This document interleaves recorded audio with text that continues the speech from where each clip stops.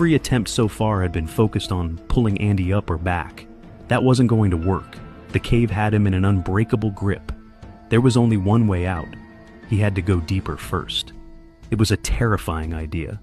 Andy was barely holding on, and now the plan was to push him further down.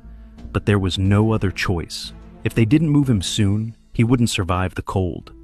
The plan was simple in theory, but terrifying in practice. The idea was to remove the wooden board that was keeping Andy from slipping further into the crevice, allowing gravity to pull him deeper.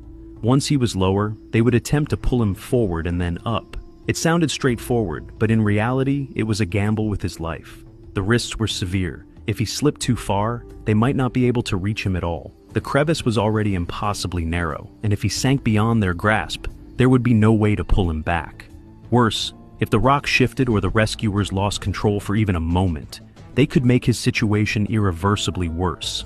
Moving him in any direction was dangerous. His body had been compressed in that space for hours, his limbs stiff and weak from the cold. There was no guarantee that once they moved him, he wouldn't become even more stuck in an even worse position. But there was no time left.